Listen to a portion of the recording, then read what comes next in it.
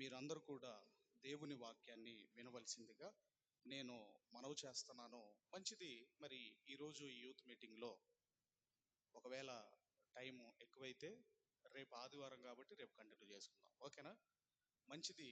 ఇక ఈ యూత్ క్రిస్మస్లో ఒక 6 విషయాలు త్వరగా మీకు చెప్పాలని నేను ఆశపడుతున్నాను. అందులో 3 విషయాలు యేసును అంగీకరించని వారి కొరకు ఒక 3 విషయాలు చెప్పాలనుకుంటున్నాను. తర్వాత యేసును అంగీకరించిన వారి కొరకు ఒక 3 విషయాలు చెప్పాలని నేను ఆశపడుతున్నాను. మరలా చెబుతున్నాను, 3 విషయాలేమో యేసును నమ్మని వారి కొరకు. యేసును నమ్మకుండా బ్యాప్టిజం తీసుకోకుండా అవసరం లేదు అంటారు కదండి, వాళ్ళ కొరకు ఒక 3 విషయాలు. యేసును బ్యాప్టిజం తీసుకొని అంగీకరించిన వారి కొరకు ఒక 3 విషయాలు త్వరగా మీకు చెప్పాలని నేను ఆశపడుతున్నాను. ముందుగా, మరి యేసుక్రీస్తు వారిని ఎందుకు నమ్మటం లేదు? ముందు గ్రూప్లోనికి వెళదాం. యేసుక్రీస్తు వారిని ఈ ప్రపంచము ఎందుకు నమ్మటం లేదు? ఎప్పుడైనా ఆలోచించారా మీరు? ఎందుకంటే ప్రపంచ జనాభా వరల్డ్ పాపులేషన్ ఎంత అంటే 800 కోట్ల మంది. చాలా జాగ్రత్తగా వినండి. ప్రపంచ జనాభా ఎంతమంది అండి? 800 కోట్ల మంది. ఈ 800 కోట్ల మందిలో 400 కోట్ల మంది యేసుక్రీస్తు వారిని నమ్మారు. యేసుక్రీస్తు వారిని నమ్ముతున్నారు. 400 కోట్ల మంది యేసుక్రీస్తు వారిని నమ్ముతుంటే మిగిలిన 400 కోట్ల మంది ఎందుకు నమ్మటం లేదు? ఎప్పుడైనా ఆలోచించారా? ఎందుకు నమ్మటం లేదు? 400 కోట్ల మంది నమ్మారు కదా, మిగిలిన 400 కోట్ల మంది ఎందుకు నమ్మటం లేదు అని ఒకవేళ మనము ప్రశ్న వేసుకోగలిగితే దానికి బైబిల్లో ఒక ఆన్సర్ ఉందండి. బైబిల్లో దేవుడు చెప్పాడు. అదేంటో మీరందరూ కూడా దయచేసి చూడగలిగితే, అందరం కూడా కొరంథీయులకు రాసిన మొదటి పత్రిక, అపోస్తలుడైన పౌలు గారు కొరంథీయులకు రాసిన మొదటి పత్రిక మొదటి అధ్యాయము 20వ వచనము 21వ వచనాన్ని మనం అందరం కూడా చదువుకుందాం. జ్ఞాని ఏమాయెను, శాస్త్రాలు చెప్పే శాస్త్రి ఏమాయెను, ఈ లోకపు తర్కవాది ఏమాయెను. అందరూ కూడా ఆ పదాన్ని అండర్లైన్ చేసుకోండి. చదవమ్మా అమ్మా. దేవుడు వెర్రితనముగా చేసి ఉన్నాడు కదా, దేవుని జ్ఞానానుసారముగా లోకము తన జ్ఞానము చేత దేవునిని ఎరుగకుండినందున. చాలండి. మిగిలిన వారు ఎందుకండి యేసుక్రీస్తు వారిని యాక్సెప్ట్ ఎందుకు చేయటం లేదంటే, ఇదిగో లోకము దగ్గర కూడా జ్ఞానం ఉందట. ఏముందటండి? లోకం దగ్గర, ప్రపంచం దగ్గర ఏముందట? ప్రపంచము దగ్గర కూడా జ్ఞానం ఉందట. ఆ జ్ఞానాన్ని బట్టి వాళ్ళు ఏం చేస్తున్నారంటే యేసుక్రీస్తు వారిని రిజెక్ట్ చేస్తున్నారు, యాక్సెప్ట్ చేయటం లేదు. ఎందుకంటే లోకము దగ్గర కూడా జ్ఞానం ఉంది. ఏమండి, మా దేవుడు జ్ఞానము, ఆయన జ్ఞానమై ఉన్నాడు, యేసును నమ్మండి అంటే లోకం అంటుంది. ఏమంటుందంటే మా దగ్గర కూడా జ్ఞానం ఉంది, మీ ప్రభువుని ఎందుకు నమ్మాలి? మీ జ్ఞానాన్ని ఎందుకు నమ్మాలి? అందుకే హేతువాదులు చూడండి, అస్సలు దేవుని నమ్మరండి. నమ్ముతారమ్మ హేతువాదులు? ఏమంటారు? అసలు సైన్స్ ప్రకారం చూస్తే దేవుడే లేదంటారు. అందుకే ప్రపంచంలో దేవుడు లేడు అన్న వాళ్ళు విస్తారముగా పెరుగుతున్నారట ప్రపంచంలో. అంటే లోకము దగ్గర కూడా జ్ఞానం ఉంది.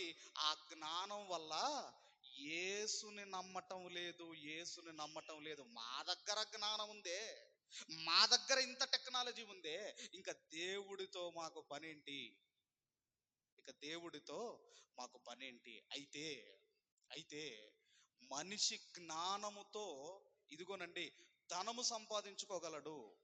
మనిషి జ్ఞానముతో త్రీ గోర్జెస్ డ్యామ్ నిర్మించగలడు. చైనాలో పెద్ద డ్యామ్ అండి అది. దానివల్ల భూమి ఏమైపోయిందంటే కొంత బెండ్ అవుతుందట. దానివల్ల అంత జ్ఞానం ఉందండి. అలాంటి డ్యామ్ కట్టగలడు. మనిషి తలుచుకుంటే శాటిలైట్ చేయగలడు, రోబోట్స్ చేయగలడు, ఇదిగో మొబైల్ కనిపెట్టగలడు. కానీ కానీ మనిషి దగ్గర ఉన్న జ్ఞానముతో తన పాపాన్ని పోగొట్టుకోలేడు. ఆ జ్ఞానం ఉందా? మనిషి దగ్గర ఆ జ్ఞానం ఉందండి. నీ పాపాన్ని తీసేసుకునే జ్ఞానము ఇదిగో మనిషి దగ్గర లేదు. అందుకే నా యేసు, మన యేసు దగ్గరికి రమ్మనేది. అందుకే రమ్మంటున్నామండి. నీ జ్ఞానముతో ఎంతో సంపాదించుకోగలవు. నీ జ్ఞానముతో పక్కవాడు గొప్పవాడని నువ్వు అనిపించుకోగలవు. కానీ కానీ నీ జ్ఞానముతో నీ పాపాలు పోగొట్టుకోలేవు. అందుకే జ్ఞాని అయిన యేసు దగ్గరికి రావాలి. జ్ఞాని.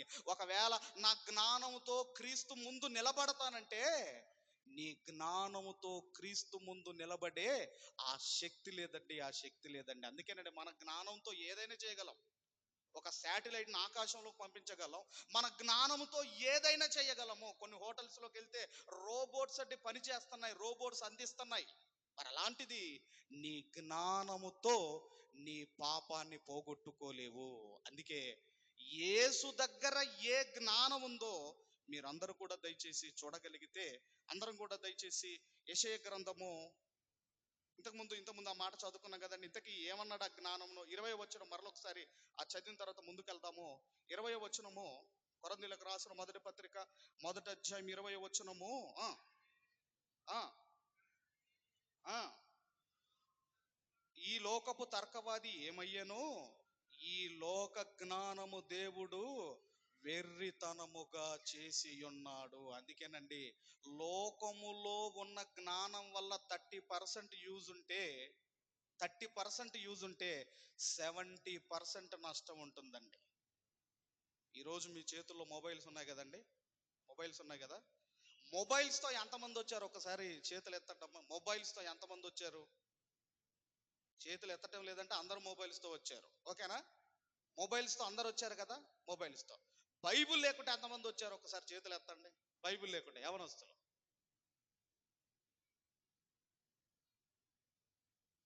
వెరీ గుడ్ నాన్న. అంటే దాని అర్థం ఏంటంటే బైబుల్ లేకపోయినా పర్వాలేదు, కానీ ఏముండాలి మన చేతిలో? మొబైల్ ఉండాలా. ఈ మొబైల్ అంటే మీరు గనక డైలీ ఒక 8 మినిట్స్, డైలీ గనక ఒక 8 మినిట్స్ మీరు చూస్తున్నారు అనుకోండి, మీ ఆయుష్ తగ్గిపోతుందటండి. మీ ఆయుష్ తగ్గిపోతుందట. అసలు చిన్న పిల్లలకి ఎప్పుడన్నా సైట్ ఉందండి? మన చిన్నప్పుడు పిల్లలకు సైట్ ఉందా? ఎందుకు సైట్లు వస్తున్నాయి పిల్లలకు చిన్న వయసులో? ఎందుకు సైట్ వస్తున్నదంటే వాడికి తినిపించేటప్పుడు మొబైల్, వాడు వెళ్ళేటప్పుడు మొబైల్. అందుకే ఇదిగో దేవుడు అంటున్నాడు, ఈ లోక జ్ఞానము ఆయన దృష్టికి వెర్రితనముగా చేసి ఉన్నాడు. అందుకే నీ జ్ఞానముతో ఏదైనా నువ్వు సాధించగలవు, కానీ కానీ నీ పాపాన్ని నువ్వు పోగొట్టుకోలేవు. అందుకే యేసు దగ్గర ఏ జ్ఞానం ఉన్నదో మీరు చూడగలిగితే దయచేసి యెషయా గ్రంథం 53వ అధ్యాయము, యెషయా గ్రంథం 53వ అధ్యాయము 11వ వచనాన్ని మనం అందరం కూడా చదువుకుందాము. ఆ ఉమ్, ఉమ్, ఉమ్. తనకున్న అనుభవ జ్ఞానము చేత, తనకున్న అనుభవ జ్ఞానము చేత అనేకులను నిర్దోషులనుగా చెయ్యును. యేసు దగ్గర ఉన్న జ్ఞానం ఏంటంటే అనుభవ జ్ఞానం, అనుభవ జ్ఞానం. మనం అంటాం కదండి, పాపులను రక్షించుటకు ఇదిగోనండి క్రీస్తు ఈ లోకమునకు వచ్చినని మనం చెబుతాం కదా. అది ఈజీగా చెప్పేస్తాం మనం. కానీ కానీ పాపులను రక్షించాలి అంటే ఏ జ్ఞానం ఉందటంటే యేసు దగ్గర అనుభవ జ్ఞానం, అనుభవ జ్ఞానం, అనుభవ జ్ఞానం. అందుకే లోకము యేసును యాక్సెప్ట్ చేయకపోవడానికి, క్రీస్తును నమ్మకపోవడానికి ఒక కారణం ఏంటంటే, ఇదిగో ఈ లోకం దగ్గర కూడా జ్ఞానం ఉన్నది, జ్ఞానం ఉన్నది, జ్ఞానం ఉన్నది. ఇదిగో నీవు నేను ఈ భూమి మీద, నీవు నేను ఈ భూమి మీద ఎలా బ్రతకాలో, ఎలా బ్రతకాలో జ్ఞానం ఉన్నదండి. నీకు నాకు జ్ఞానం ఉన్నది, ఈ భూమి మీద ఎలా బ్రతకాలో మనకు జ్ఞానం ఉన్నది. కానీ కానీ నీకు నాకు పట్టిన పాపాన్ని పోగొట్టే జ్ఞానము అది ఒక యేసు దగ్గరే ఉన్నది, యేసు దగ్గరే ఉన్నది. అందుకే అంటున్నాడు ఆయన, ఏమంటున్నాడు అంటే, ఇదిగో నీ పాపాలు పోగొట్టుకోవాలి అంటే జ్ఞాని అయిన యేసు దగ్గరికి రావాలి. అందుకే కొరింథీ పత్రిక 1వ అధ్యాయం 24వ వచనంలో అంటాడు. అక్కడ ఏమంటాడో దయచేసి మనం చూడగలిగితే, 1వ అధ్యాయము 24వ వచనంలో ఆ కానీ ఆ దేవుని శక్తియును దేవుని జ్ఞానమై ఉన్నాడు. ఆ జ్ఞానం ముందు నీ జ్ఞానము పనికిరాదు, మన జ్ఞానము పనికిరాదు. అందుకే నేను ఏవో చాలా జ్ఞానవంతున్నని ఎప్పుడు అనుకోకండి. ఎప్పుడు కూడా అతిశయపడకూడదు. మన జ్ఞానముతో క్రీస్తు ముందు నిలబడలేమో. అందుకేనండి లోకము క్రీస్తు దగ్గరికి రాకపోవడానికి ఒక రీజన్ ఏంటంటే, వాళ్ళ దగ్గర కూడా జ్ఞానం ఉన్నది, జ్ఞానం ఉన్నది. అందుకే జ్ఞానం కలిగిన వాడు క్రీస్తును అంగీకరించటం లేదు. ఇది మొదటి పాయింట్. అయితే ఇక రెండో విషయం ఏంటంటే అందరికీ జ్ఞానం ఉండదు కదండి. కొంతమందికి ఏముంటుంది? బలం ఉంటుంది, బలం ఉంటుంది. అందరికీ జ్ఞానం ఉండదు, కొంతమందికి బలం ఉంటుంది. అంటే ఈ బలాన్ని బట్టి కూడా క్రీస్తు దగ్గరికి రావటం లేదంటే, ఈ బలాన్ని బట్టి కూడా క్రీస్తు దగ్గరికి రావటం లేదు, క్రీస్తు దగ్గరికి రావటం లేదు. ఇశ్రాయేలీలందరినీ కూడానండి, ఇశ్రాయేల్ అందరినీ ఐగుప్తు దేశంలో ఐగుప్తు దేశం నుండి బయటికి రాకుండా ఆపింది ఎవరండి? ఎవరు ఆపారమ్మా? అమ్మా, ఫరో. ఫరో ఆపాడు కదా. ఫరో వెళ్ళనివ్వలేదు. నాన్న కూర్చోండి, పిల్లలు కూర్చోండి, నాన్న రితేష్ కూర్చోండి, నాన్న కూర్చోండి. రైట్. అంటే ఇశ్రాయేలీలను ఐగుప్తు దేశంలో నుండి వెళ్ళనివ్వకుండా ఆపింది ఫరో. ఓకేనా? ఫరో ఎందుకు ఆపాడు? ఎందుకు ఆపాడో ఒక మాట అంటున్నాడు. దయచేసి నిర్గమకాండము 5వ అధ్యాయము, త్వరగా నిర్గమకాండము 5వ అధ్యాయము మొదటి 2 వచనాలు మనం అందరం కూడా చదువుకుందాం.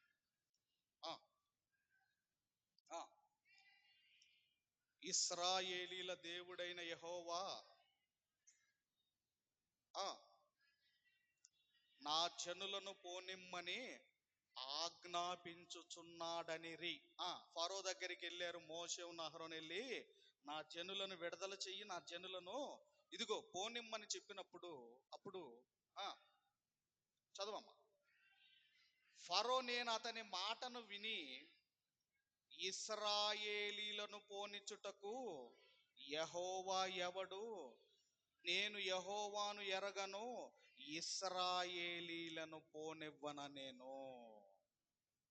ఫరో అంటున్నాడు యెహోవా ఎవడు అంటే, ఇలా గర్వంతో మాట్లాడుతున్నాడు. అంటే ఎందుకు గర్వంతో మాట్లాడుతున్నాడు అంటే, అతని దగ్గర ఏముందంటే, నాకు బలం ఉంది. నాకేముంది? నాకు బలం ఉంది, నా దగ్గర గుర్రాలు ఉన్నాయి, నా దగ్గర రథాలు ఉన్నాయి, నా దగ్గర సైన్యం ఉంది, నా దగ్గర టెక్నాలజీ ఉంది. ఒకనాడు ప్రపంచానికి వన్నె తెచ్చిన దేశం అండి, ప్రపంచానికి సంప్రదాయం నేర్పిన దేశం ఐగుప్తు దేశము. శవాలను భద్రపరిచే టెక్నాలజీ ఎవరి దగ్గర లేదండి, ఒక ఐగుప్తీయుల దగ్గరే ఉంది. అందుకే నా దగ్గర బలం ఉంది, గుర్రాలున్నాయి, సైన్యం ఉంది, నా దగ్గర ఇదిగో రథాలున్నాయి. ఆ గర్వముతో మాట్లాడుతున్నాడు. ఏమంటున్నాడు? అసలు యెహోవా ఎవడు? యెహోవా ఎవడు? ఆ ఆ బలం ఉందటండి అతని దగ్గర. మూడో అధ్యాయం 19వ వచనం చూడండి. 3వ అధ్యాయం 19వ వచనం. ఐగుప్తు రాజు మహాబలముతో నీ మీదికి వచ్చి అతడు పోనివ్వడని నేను ఎరుగుదును. ఏముందటండి? ఐగుప్తు ఫరో దగ్గర ఏముందట? మహాబలము. అందుకే ఈరోజు దేవుని దగ్గరికి రాకపోవడానికి, క్రీస్తును అంగీకరించకపోవడానికి ఒక రీజన్, రెండో రీజన్ ఏంటంటే, బలమును బట్టి కూడా క్రీస్తును అంగీకరించటం లేదు. బలమును బట్టి దేవుణ్ణి అంగీకరించటం లేదు. మరి ఆ తర్వాత ఏం జరిగిందంటేనండి, ఎర్ర సముద్రం పాయలవుతుంది.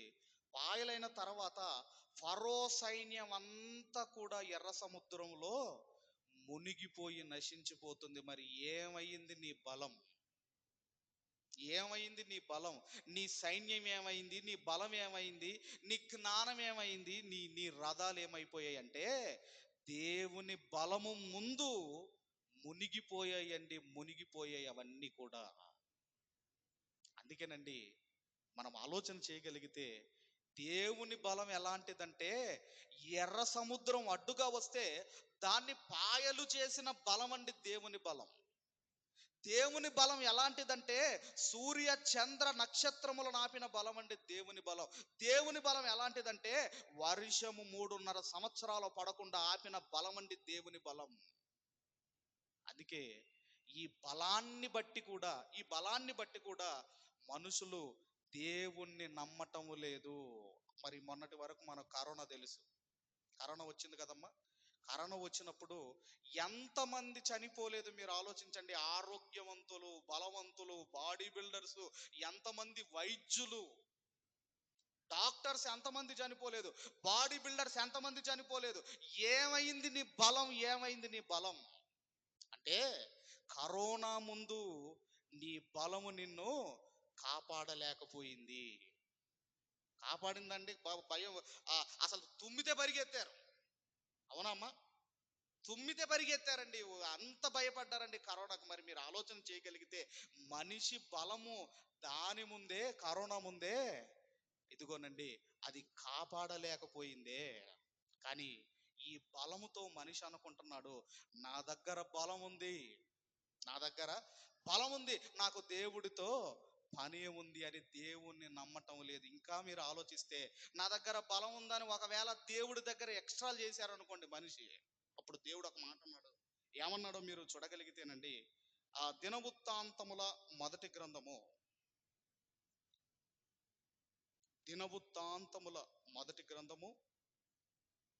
29వ అధ్యాయము 12వ వచనాన్ని చదువుకుందాము. ఐశ్వర్యమును గొప్పతనమును నీ వలన కలుగును, నీవు సమస్తమును ఏలువాడవు. బలమును, ఆ పదం అండర్లైన్ చేసుకోండి, బలమును పరాక్రమమును నీ దానము. దానము అంటే, దానం చేయటం అంటే అమ్మా ఇవ్వటం. ఎవరిచ్చారట బలాన్ని? ఎవరిచ్చారటండి? దేవుడే ఇచ్చాడటండి. బలమును పరాక్రమమును నీ దానము. నీ దానము.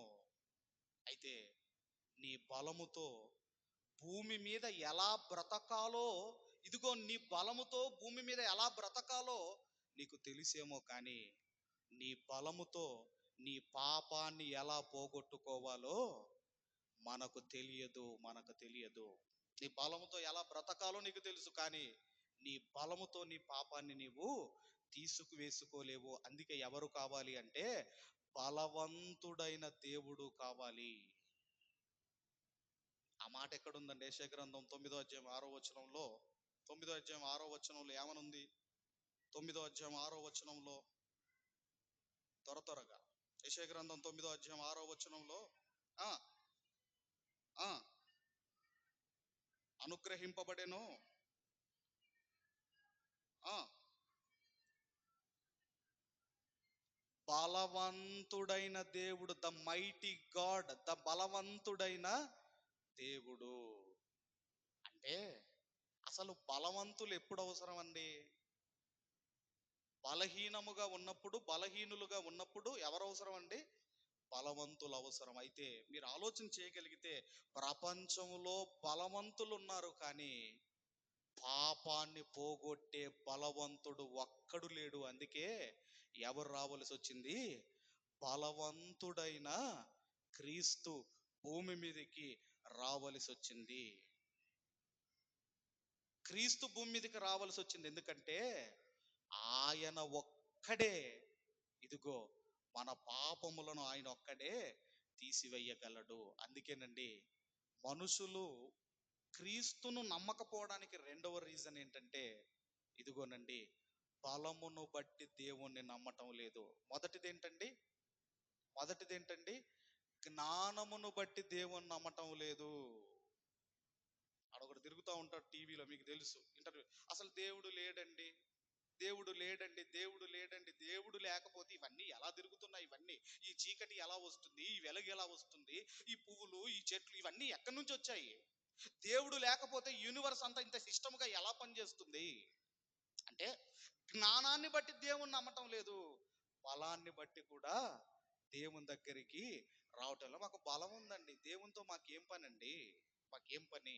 అందుకే నీ బలముతో ఎలా బ్రతకాలో నీ బలం నీకు నేర్పిస్తుంది, కానీ నీ పాపాలు ఎలా తీసివేసుకోవాలో నీ బలము ఏమి చేయలేదు. కనుకనే బలవంతుడైన క్రీస్తు భూమి మీదకి రావలసిన పరిస్థితి వచ్చింది. ఎన్ని చెప్పానండి ఇప్పుడు? 2 చెప్పాను. అంటే యేసును ఎందుకు నమ్మటం లేదో కారణాలు చెబుతున్నాను మీకు.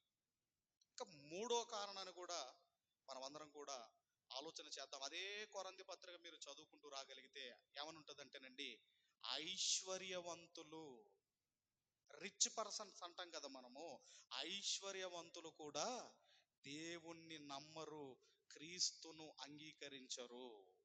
ధనవంతులు కూడా అంటే, ధనం ఉన్నవాడు కూడా నాకు దేవుడితో పని ఏంటి అంటాడు.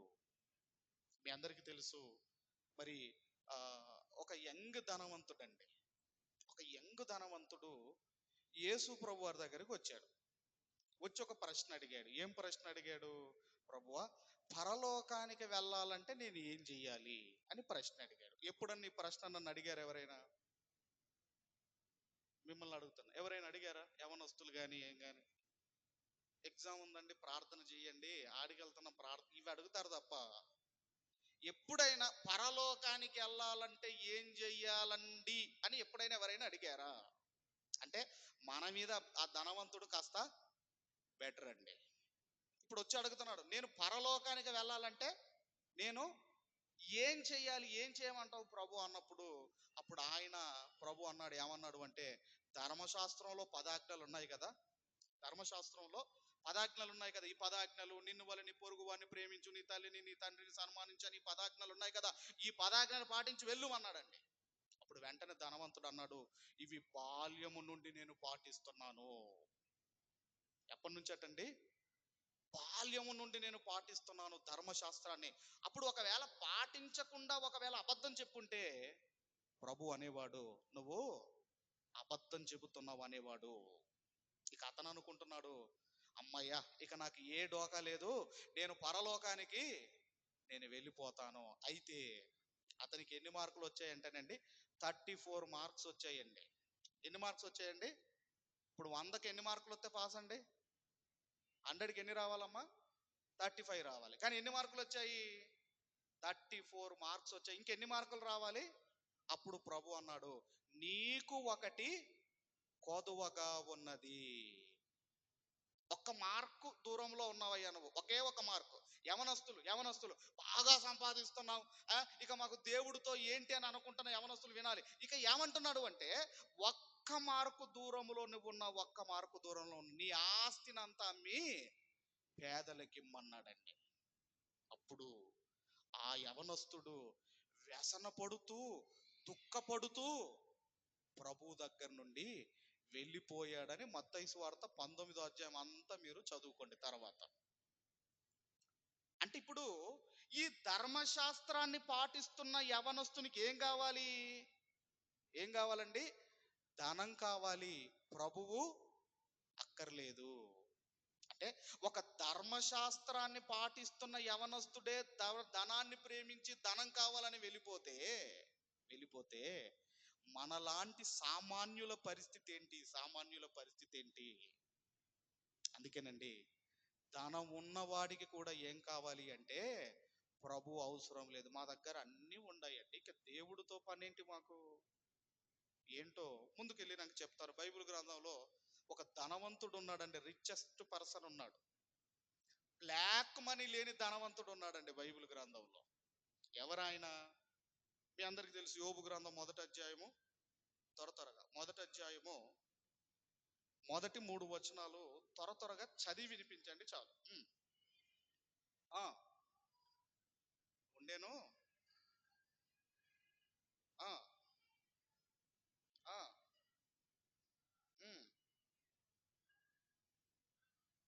కలిగిరి అతని ఆస్తి చూడండి, అతనికి 7,000 గొర్రెలను, 3,000 ఒంటెలను, 500 జతల ఎడ్లను, 500 ఆడగాడిదలను కడిగి బహుమంది పనివారు అతనికి ఆస్తిగా ఉండెను గనుక తూర్పు దిక్కు జనులందరిలో అతడే గొప్పవాడిగా నుండెను.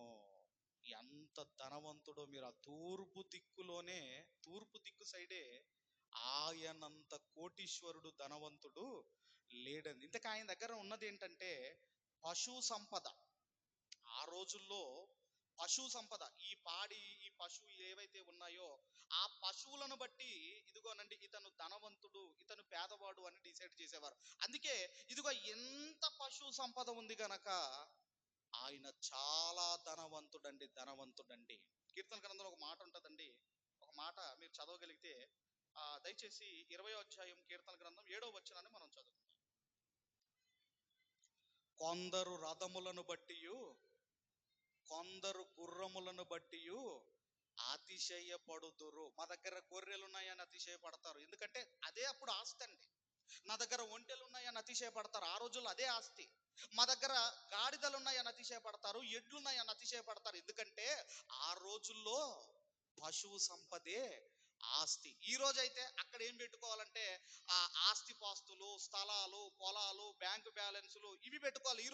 ఈ రోజు వీటిని బట్టి అతిశయపడుతుంటే ఆ రోజు ఈ పశువు సంపద ఉన్నవాళ్ళు ఇదిగోనండి ధనవంతులు, కోటీశ్వరులు ఆ రోజుల్లో. అయితే మనం ఆలోచన చేయగలిగితే ఎంత కోటీశ్వరుడు కదండి, ఎంత ధనవంతుడు కదా, నాకు దేవుడితో పనేంటి అన్న మాట అతని నోటి నుంచి రాలేదు. కానీ ఆయన ఒక మాట అన్నాడు. యోబు గారు ఏం మాట అన్నాడో మీరు చూడగలిగితే దయచేసి అందరం కూడా యోబు గ్రంథం 31వ అధ్యాయము, యోబు గ్రంథం 31వ అధ్యాయము 24, 25 వచనాలు, 27 వచనాలు దయచేసి చదవమ్మా. సువర్ణము నాకు ఆధారం అనుకొనిన ఎడల, సువర్ణము అంటే ఓఫీర్ బంగారం అంటాం కదండి, 24 క్యారెట్స్ గోల్డ్ అంటాం కదా. సువర్ణం అంటే బంగారము. నాకు ఇక బంగారమే ఆధారము, బంగారమే నాకు ఆధారం అని నేను అనుకొనిన ఎడల, నా ఆశ్రయము నీవే అని మేలిమి బంగారముతో నేను చెప్పిన ఎడల,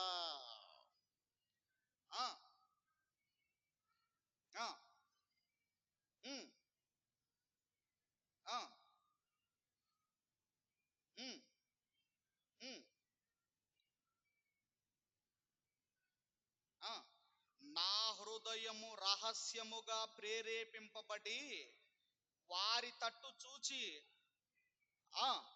పరమునున్న దేవుని దృష్టికి నేను వేషధారి నగుదును. నా దగ్గర గొర్రెలున్నాయి, ఒంటెలున్నాయి, ఇది ఎడ్లున్నాయి, ఇదిగో నా దగ్గర గాడిదలున్నాయి, నా దగ్గర బంగారం ఉంది, ఓఫీరు బంగారం ఉంది, ఇదే నాకు ఆశ్రయము, ఇదే నాకు ఆస్తి అని వాటిని బట్టి ఒకవేళ నేను సంతోషిస్తే, ఆయన అంటున్నాడు, పరమునున్న దేవుని దృష్టికి నేను వేషధారిని అంటే అది ఆశ్రయం కాదండి, అది సంతోషము కాదండి, అది సంతోషం కాదండి. ఒక ధనవంతుడు అంటున్న మాట, ఒక ధనవంతుడు అంటున్న మాట. కాబట్టి మనం ఆలోచన చేయగలిగితే ఈరోజు ధనాన్ని బట్టి కూడా ఇదిగోనండి ప్రభువును అంగీకరించటం లేదు. అయితే అయితే నీ దగ్గరున్న ధనముతో నువ్వేదైనా ప్రపంచంలో కొనుక్కోవచ్చు, నీ దగ్గరున్న ధనముతో ప్రపంచాన్ని ఉద్ధరించవచ్చేమో, కానీ నీ దగ్గరున్న ధనముతో ఇదిగోనండి వెలకట్టలేని నీ పాపాన్ని నువ్వు పోగొట్టుకోలేవు. మన పాపాలు ఎలాంటివండి? వెలకట్టలేని పాపాన్ని పోగొట్టాలి అంటే వెలకట్టలేని రక్తం కావాలి, అమూల్యమైన రక్తం కావాలి, నిష్కలంకమైన రక్తం కావాలి. ఆ రక్తాన్ని నువ్వు కొనలేవు నీ దగ్గర ఉన్న ధనంతో. అందుకే నీ దగ్గర ఉన్న ధనముతో నీ పాపాలు పోగొట్టుకోలేవు. అందుకే ఇదిగో యేసు దగ్గరికి రావాలి, యేసు దగ్గరికి రావాలి. లోకం అందుకేనండి, ధనం ఉంది గనక ధనవంతుడు దేవునికి దూరం అవుతున్నాడు, బలం ఉన్నవాడు దేవునికి దూరం అవుతున్నాడు, జ్ఞానం ఉన్నవాడు దేవునికి దూరం అవుతున్నాడు, దేవుణ్ణి నమ్మటం లేదు. కానీ ఇవి ఏవి కూడా నీ పాపాన్ని పోగొట్టలేవు. అందుకే మన యేసు దగ్గరికి రావాలి, నా యేసు దగ్గరికి రావాలి. ఇంకా చాలా మంది అండి, ఇటు తల్లిదండ్రులు మారు మనసు పొందుకొని బాప్టిజం తీసుకున్నారు, ఇంకా చాలా మంది రక్షణలోనికి రావటం లేదు. అందుకే పాపులను రక్షించుటకు క్రీస్తు యేసు ఈ లోకమునకు వచ్చెను. ఇప్పుడు ఇవి ఎవరి గురించి చెప్పాను? ఇవి దేవుణ్ణి నమ్మని వారి గురించి చెప్పాను. ఓకేనండి. ఇప్పుడు 3 పాయింట్లు ఉన్నాయి. మరి ఇంకా టైం అయిపోయింది అనుకుంటున్నాను. మా స్టాప్ చేయమంటే స్టాప్ చేస్తాను, కంటిన్యూ చేయమంటే రేపు కంటిన్యూ చేస్తాను, మీ ఇష్టం, నిర్ణయం మీదే.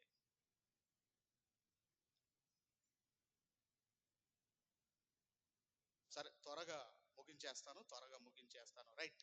ఇక దేవుణ్ణి నమ్మిన వారికి 3 విషయాలు త్వరగా చెప్పి నేను ముగించేస్తానమ్మా. దేవుణ్ణి నమ్మిన వారికి 3 విషయాలు. ఒకటి, నంబర్ 1 ఏంటంటే, ప్రభువును మనం అందరం కూడా సొంత రక్షకుడిగా మనం అంగీకరించి మన పాపాలను మనము ఏం చేసుకున్నాము? కడుక్కున్నాము. పాపాలను కడుక్కొని మనం అందరం కూడా పరిశుద్ధులుగా బ్రతుకుతున్నాము. తర్వాత పాపము వల్ల వచ్చే జీతము మరణము. పాపం వల్ల వచ్చే జీతము మరణము. ఇప్పుడు ప్రభు ఏం చేశాడంటే మన పాపాన్ని కడిగాడు. రెండవది, మన పాపానికి వచ్చే శిక్ష నుండి మనల్ని తప్పించాడు. రైట్. ఇప్పుడు మనం అందరం కూడా ఆలోచన చేయగలిగితే పాపాలు తీసేసుకున్నాము, రెండవది మరణము నుంచి తప్పించబడ్డాము. అయితే ఇప్పుడు మనము రక్షించబడ్డామా? రక్షించబడుతున్నామా? రక్షించబడతామా? మూడు ఈ మూడిట్లలో ఏది కరెక్ట్ అండి? ఒకటి, రక్షించబడ్డామా? రెండవది, రక్షించబడుచున్నామా? మూడవది రక్షించబడతామా? భవిష్యత్తులో రక్షించబడతామా? దేవుడు ఏమన్నాడు అంటే, నీ పాపాన్ని నేను తీసివేసి నిన్ను నేను శుద్ధీకరించాను అన్నదానికి 4 పదాలు వాడాడండి. 4 పదాలు వాడాడు. త్వరగా కీర్తన గ్రంథం 103వ కీర్తన 12వ వచ్చి తర్వాత మీరు ఇంటికి వెళ్ళిన తర్వాత చూసుకోండి అండి, రాసుకోండి. కీర్తన గ్రంథం 103వ కీర్తన 12వ వచనంలో నీ పాపాలు దూరపరిచాను. యెషయా గ్రంథము 38వ అధ్యాయం 17వ వచనములో నీ పాపాలు ఇదిగో పారవేశాను. అలాగే మూడవది మీకా గ్రంథం 7వ అధ్యాయం 19వ వచనములో నీ పాపాలు అగాధములో పడవేశాను. నాలుగవది యెషయా గ్రంథం 44 అధ్యాయము 22 వచనములో, నీ పాపాలు తుడి చేశాను, నీ పాపాలు తుడి చేశాను. ఎలా తుడి చేశాడు? ఎలా అగాధంలో పడేశాడు? ఎలా చేశాడు అంటే, నీ పాపానికి ఆయన రక్తము కార్చి, నీ మరణానికి రావలసిన, ఇదిగో ఏదైతే మరణ శిక్ష ఉన్నదో, నీ పాపానికి రావాల్సిన మరణ శిక్ష ఉన్నదో, అది నీ మీదికి రాకుండా ఆయన ఏం చేశాడంటే పెనాల్టీ కట్టాడు. ఏం కట్టాడండి? ఆయన పెనాల్టీ కట్టాడు, ఆయన పెనాల్టీ కట్టాడు. ఇప్పుడు మనం అందరం కూడా రక్షణలోనికి వచ్చాం. మన పాపాలను ఏం చేశాను అన్నాడు ఆయన? దూరపరిచాను అన్నాడు. ఇంకేమన్నాడు? మీ పాపాన్ని దూరం చేశాను అన్నాడు. మీ పాపముల నుంచి నేను మిమ్మల్ని పవిత్రపరిచాను అన్నాడు. ఇప్పుడు పాపానికి దూరమైన మనము మరలా పాపానికి దగ్గర అయ్యే అవకాశం ఉందా లేదా? అమ్మ, ఉందా లేదా? ఉంది. పాపానికి దగ్గరయ్యే అవకాశం ఉంచి, పాపములో నుంచి బయటికి వచ్చిన మనము మరలా పాపము చేసే అవకాశం ఉందా లేదా? అమ్మా, పాపం చేసే అవకాశం ఉన్నది. అందుకేనండి ప్రతిరోజు మనం ఏం చెయ్యాలి అంటే, ఇదిగో మనము పాపములో పడకుండా ప్రతి దినము నిన్ను నీవు రక్షించుకోవాలి. అందుకే మీరు ఇంకా రక్షించబడలేదు. రక్షణ అనే బస్ ఎక్కారు మీరు. ఏమెక్కారు మీరు? రక్షణ అనే బస్ ఎక్కారు. అంటే ఇప్పుడు మీరు ఎక్కడున్నారు? ప్రయాణములో ఉన్నారు. ఇప్పుడు బస్ ఎక్కినప్పుడు చెట్లు ఇవన్నీ కనపడతా ఉంటాయి కదండి. అలాగే ఈ ఆత్మీయ ప్రయాణంలో ఉన్న మనకు మనం పాపము చెయ్యాలి అని సాతాను ఎన్నో మన ముందు పెడతాడండి. ఎందుకంటే ఒక మొబైల్ చాలండి, ఒక టీవీ చాలండి. ఎందుకు ఇవన్నీ కూడా? ఇదిగో సాతాను నీ ముందు పెట్టి నీ ద్వారా పాపము చేయించడానికి వాడి ప్రయత్నాలు వాడు చేస్తూ ఉంటాడు. అందుకేనండి మనము పాపములో పడకుండా మనకి ఏముండాలి అంటే, ప్రతిరోజు దేవా నేను పాపములో పడకుండా నన్ను కాపాడవని ప్రతి దినము నిన్ను నీవు రక్షించుకోవాలి. మన పాపాలు క్షమించాడు. ఎప్పటి పాపాలు క్షమించాడు? నువ్వు గతములో చేసావు కదా, నువ్వు గతములో ఏ పాపాలైతే చేసావో వాటిని క్షమించాడు, వాటిని క్షమించాడు. గతములో చేసిన పాపాలకు ఆయన భూమి మీదకి వచ్చి నీ కొరకు మరణించాడు. నీవు మరి పాపముల నుంచి బయటకు వచ్చిన తర్వాత మరలా పాపం చేస్తే నువ్వు చస్తావు అన్నాడు. మళ్ళీ చెబుతున్నాను, నీ గత పాపాల కోసం యేసుక్రీస్తు వారు భూమి మీదకి వచ్చి ఆయన ప్రాణం పెట్టాడు, చనిపోయాడు. ఒకవేళ రక్షించబడిన తర్వాత నువ్వు మరలా పాపం చేస్తే నువ్వు చనిపోతావు, నువ్వు చనిపోతావు అన్నాడు. అందుకేనండి మన పాపానికి ఏదైతే ఫైన్ ఉందో, మన మరణ శిక్షకు ఏదైతే మనకు పడాలో, దాని నుంచి మనల్ని విడిపించి ఆయన ఏం చేశాడంటే పెనాల్టీ కట్టాడు, పెనాల్టీ కట్టాడు. రైట్. మరి పాపము చెయ్యకుండా ఉండాలి అంటే మనకి ఏముండాలంటేనండి, మనకు పవర్ ఉండాలి. ఏముండాలి? పాపం చేయకుండా ఉండాలంటే ఏముండాలి? మనకు పవర్ ఉండాలి, పవర్. అందుకే ప్రతిరోజు దేవా నా చూపుల ద్వారా కావచ్చు, నా మాటల ద్వారా కావచ్చు, నా వినికిడి, నా ప్రవర్తన ద్వారా నేనేమైనా పాపం చేస్తున్నానా, ఒకవేళ చేసినట్లయితే నన్ను రక్షించు, నన్ను క్షమించు అని ప్రతి దినము నీవు ప్రార్థన చేసుకోవాలి, నీవు ప్రార్థన చేసుకోవాలి. అందుకే నీ గత ఆ పాపానికి క్షమాపణ ఉందేమో, కానీ ఇప్పుడు గనక మనం రక్షించబడిన తర్వాత ఒకవేళ మనం పాపం చేస్తే క్షమాపణ లేదు. ఎందుకంటేనండి లోకస్తుడు పాపం చేయటం వేరు, రక్షించబడిన నీవు పాపం చేయటం వేరు. ఒకవేళ లోకస్తుడు పాపం చేసడం దాని అర్థం ఏంటంటే, ఇప్పుడు ఇక్కడ ఈ ఈ ఈ ఎత్తు ఉంది, ఈ పుల్ఫిట్ ఉంది కదమ్మా, ఇది ఉంది కదా, ఇక్కడ నుంచి ఎక్కి కిందికి దునికారు అనుకోండి, ఏమైనా దెబ్బ తగిలిద్దా? ఆమె దెబ్బ తగిలిద్దా? ఈ ఈ ఇక్కడ నుంచి ఇది కావచ్చు, చేరు కావచ్చు, చేరు నుంచి మీరు కిందికి దునికారు అనుకోండి, మీకేమైనా దెబ్బ తగులుతుందా? తగలదు. ఇప్పుడు చర్చి పై నుంచి దునికారు అనుకోండి, దెబ్బ తగులుతుందా? దెబ్బ తగలుతా? అంటే ఇక్కడి నుంచి దునకటం అంటే దాని అర్థం ఏంటంటే, లోకస్తుడు పాపం చేయటము. పెద్ద పైనుంచి దునకటం అంటే దాని అర్థం ఏంటంటే, రక్షించబడిన వాడు ఒకవేళ పాపం చేస్తే నీకు గాయాలు అవుతాయి, అవసరమైతే నీ ప్రాణాన్ని నువ్వు పోగొట్టుకుంటావు. ఒక సంసోను తెలియక పాపం చేశాడు, క్షమించబడ్డాడు. తెలిసి పాపం చేశాడు, కనుగుడ్లు దేవుడు ఊడబిరికించాడు. ఒక దావీదు గారు తెలిసి పాపం చేశాడు, తన బిడ్డను దేవుడు మొత్తాడు. అందుకే తెలియకుండా ఒకవేళ నువ్వు తప్పు చేస్తే క్షమాపణ ఉందేమో కానీ, తెలిసి చేసి ఒకవేళ నువ్వు తప్పు చేస్తే నీ పాపాలకు క్షమాపణ లేదు. అందుకే ఈ ఆత్మీయ ప్రయాణములో ఉన్న నీవు మరలా పాపం వైపు వెళ్లకుండా ఉండాలి అంటే, ఇదిగో యమనస్తులు కావచ్చు, పెద్దవాళ్ళు కావచ్చు, ఇదిగో నీ ఎదుట నేను పాపము చెయ్యకుండాన్నట్లు నా హృదయములో నీ వాక్యము ఉంచుకొని ఉన్నాను. వాక్యం తప్ప అన్నీ ఉంటాయి. అందుకే ప్రతిరోజు మీరు వాక్యాన్ని చదవండి. ప్రతిరోజు దేవా ఈ పాపం వైపు వెళ్లకుండా నాకు పవర్ కావాలయ్యా, నాకు శక్తి కావాలయ్యా, ఎందుకో నేను ఉండలేకపోతున్నానయ్యా అని ఆ దేవుణ్ణి వేడుకోండి. అందుకే ఆయన ఇంద్రియ నిగ్రహము గల శక్తిని దేవుడు మనకు అనుగ్రహిస్తాడు. ఇంద్రియ నిగ్రహము గల శక్తిని, పాపము చెయ్యకుండా ఉండే శక్తిని దేవుడు నీకు ఇస్తాడు. అందుకేనండి, పాపము నీ ద్వారా చెయ్యకుండా చేసే విద్య ఈ బైబిల్లో ఉంది. అందుకే మొదటిది ఆయన పెనాల్టీ కట్టాడు. రెండవది ఆయన మాత్రమే నీకు పవర్ ఇవ్వగలడు. అది ఎక్కడ ఉందంటే బైబిల్. నువ్వు బైబిల్ చదవకుండా నాకు పవర్ రావాలంటే రాదండి. మందులు వాడకుండా ఆరోగ్యం ఎలాగైతే రాదో, అన్నం తినకుండా బలం ఎలాగైతే రాదో, నువ్వు బైబిల్ చదవకుండా ఇక నీ డ్యూటీలు, నీ పనులు అంటే నీవు ఏమైపోతావంటే, నీకు పవర్ తగ్గిపోతుంది. నువ్వు పాపం వైపు మరలా వెళ్ళిపోతావు. అందుకే నువ్వు పాపము చేయకుండా ఉండాలి అంటే రెండవది నీకేం కావాలి? పవర్ కావాలి. ఇక మూడవది ఏంటంటే, ఇదిగో ఆయన పెనాల్టీ కట్టాడు, ఆయన పవర్ ఇచ్చాడు. ఎందుకంటే నీవు ఇదిగో పరిపూర్ణతలోనికి రావాలి, పర్ఫెక్షన్ లోనికి రావాలి అని నిన్ను రక్షించాడు, నీకు పవర్ ఇచ్చాడు. ఎందుకంటే నువ్వు పరిపూర్ణతలోనికి రావాలి. ఒక మాట ఎఫెసీయులకు రాసిన పత్రిక దయచేసి, అపోస్తలుడైన పౌలు గారు ఎఫెసీయులకు రాసిన పత్రిక 4వ అధ్యాయము 12వ వచనం. త్వరగా ముగించేస్తాను. ఉమ్, ఉమ్, ఉమ్.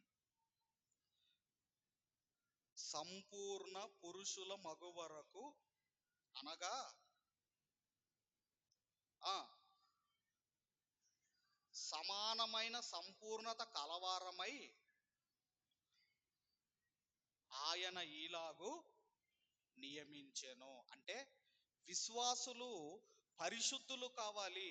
పరిశుద్ధులు ఇదిగోనండి, వాళ్ళు ఏం కావాలి అంటే పరిపూర్ణతలోనికి రావాలి.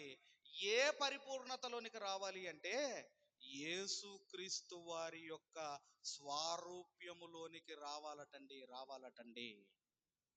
అంటే నిన్ను ఎందుకు పాపము నుంచి విడిపించాడు అంటే, క్రీస్తు యేసు స్వారూప్యము నీ యందు ఏర్పడాలి అని, ఆ పరిపూర్ణతలోనికి మనం రావాలి అనే ఆయన మన పెనాల్టీ కట్టాడు, మనకు పాపం చేయకుండా పవర్ ఇస్తున్నాడు. మనము ఇదిగోనండి పర్ఫెక్షన్ లోనికి రావాలి. నేను పాపము చెయ్యలేనండి అనే ఆ చెప్పగలిగే ఆ స్టేజ్లోనికి, ఆ స్థితిలోనికి మనం రావాలి. కాబట్టి దయచేసి మీరు జ్ఞాపకం చేసుకోండి, మీ గతంలో అంటే మారు మనసు పొందకుండా బ్యాప్టిజం తీసుకున్న తర్వాత, తీసుకోక ముందు ఒకవేళ పాపం చేస్తే క్షమాపణ ఉందేమో, కానీ రక్షించబడిన తర్వాత మరలా నువ్వు పాపం చేస్తే దేవుడు అన్నాడు, నాకు అసాధ్యమైనది ఏదైనా ఉన్నదా అన్న దేవుడే చివరికి ఈ మాట అన్నాడు. చూసుకొని ముగించేసుకుందాం. హెబ్రీలకు రాసిన పత్రిక 6వ అధ్యాయము 3వ వచనాన్ని చదువుకొని ముగింపులోనికి వెళ్ళిపోదాము. 6వ అధ్యాయము 3వ వచనం. హెబ్రీలకు రాసిన పత్రిక 6వ అధ్యాయము 3వ వచనం. 6వ అధ్యాయం 3వ వచనం. త్వరగా చదవం.